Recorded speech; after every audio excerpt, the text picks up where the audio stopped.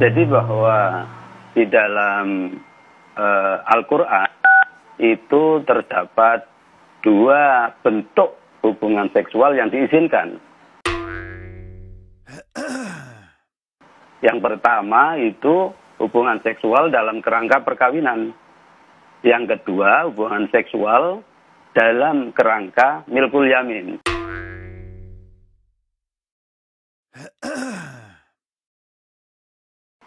Jadi mudahnya begini, seorang laki-laki dapat berhubungan seksual dengan istri-istrinya, di sisi lain dapat berhubungan seksual dengan milkul yamin.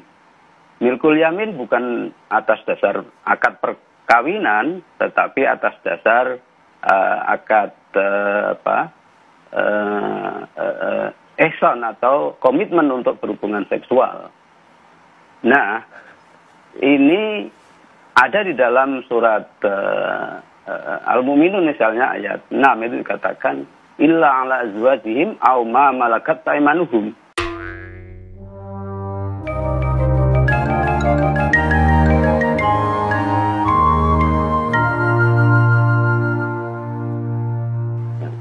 Jadi diizinkan melakukan hubungan seksual dengan istri atau dengan milkul yamin.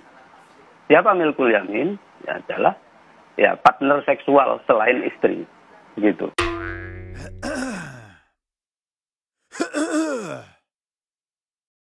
Itu syarat-syaratnya apa saja yang diperbolehkan begitu?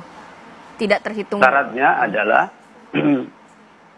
seorang perempuan tidak bersuami, ya. Kalau orang perempuan, kalau seorang laki-laki bebas lajang atau beristri boleh. Nah, tentu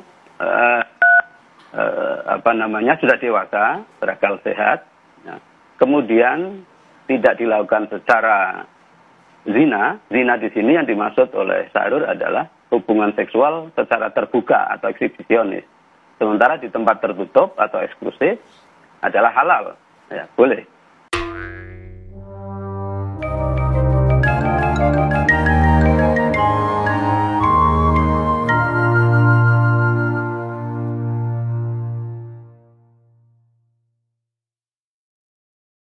Yang kedua, tidak dilakukan secara homo.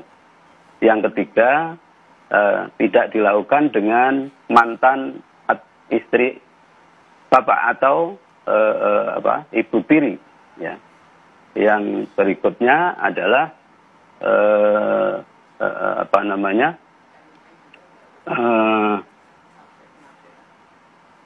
hubungan darah.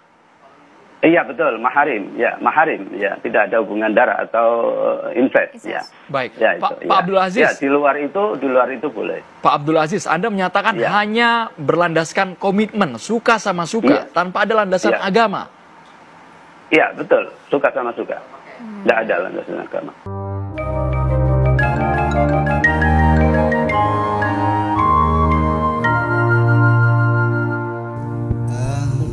Sebelum saya mengurai perkawinan milkul yamin, di dalam tradisi Islam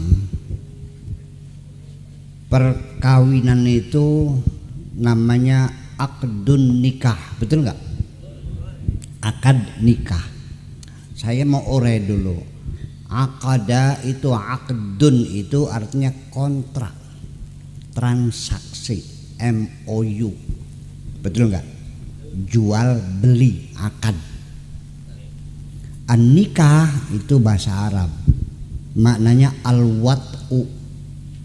Al-wat'u itu adalah dukhulu zakari fil farji, seksual penetrasi namanya. Oke? Kata itu saja saya sudah tidak berkenan secara hati nurani. Masa kita hidup ingin mencari seorang teman sejati seumur hidup, ingin berbagi kebahagiaan dengan kontrak sanggama, betul nggak? Kemudian lagi di pernikahan kita bongkar semuanya, biar tahu semuanya. Sebelum ada undang-undang perkawinan kita di sini, umat Islam 1400 tahun lamanya, betul nggak?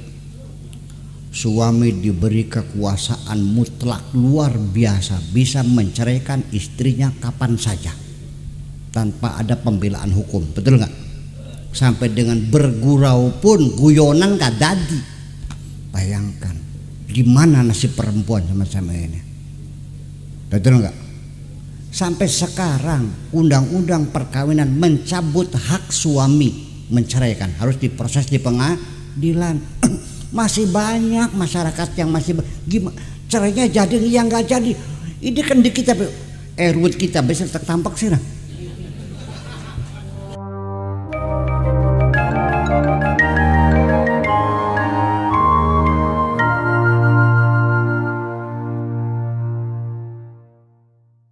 Dulu Islam membolehkan kawin anak-anak dikawinkan sah.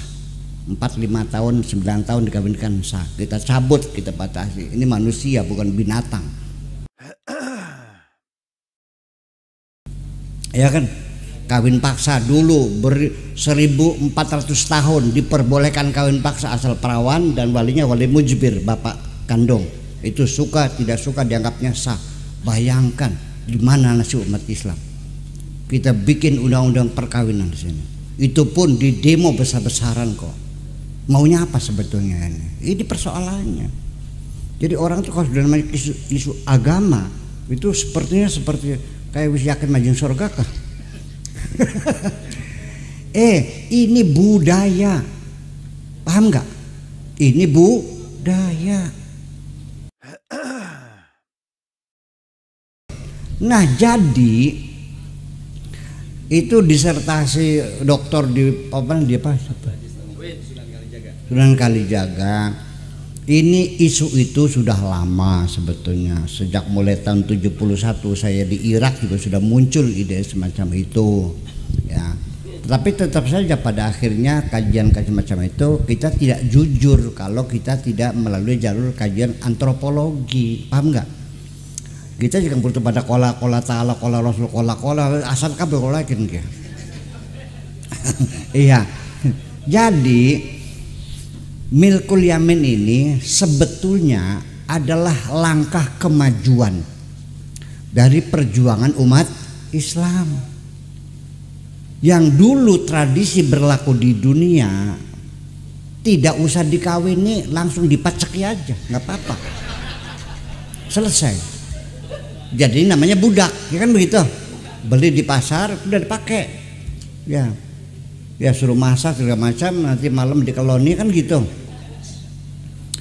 Perbudakan masih menjadi tradisi dunia di mana-mana, bukan di harusnya di Eropa juga sama, ya.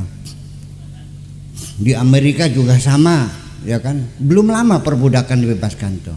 Nah, Milkul Yamin itu merupakan langkah kemajuan dalam Islam.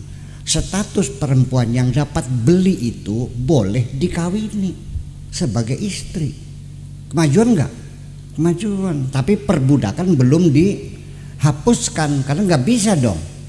Jadi itu jawaban saya bahwa Milkul Yamin itu dia beli budak, setelah jadi budak dikawininya secara resmi. Dalam Al-Qur'annya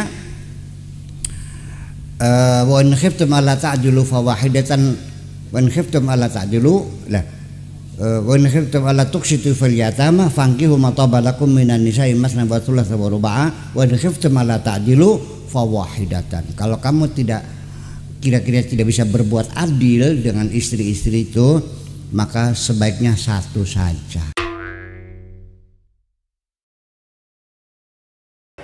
Kita bangga menghafal Al-Quran tapi tidak memahami Al-Quran. Senang mengulang berbahasa Arab tapi tidak mengerti bahasa Arab. Suka membaca Al-Quran tapi tidak memahami maknanya. Akhirnya apa? Menjadi keledai di Indonesia.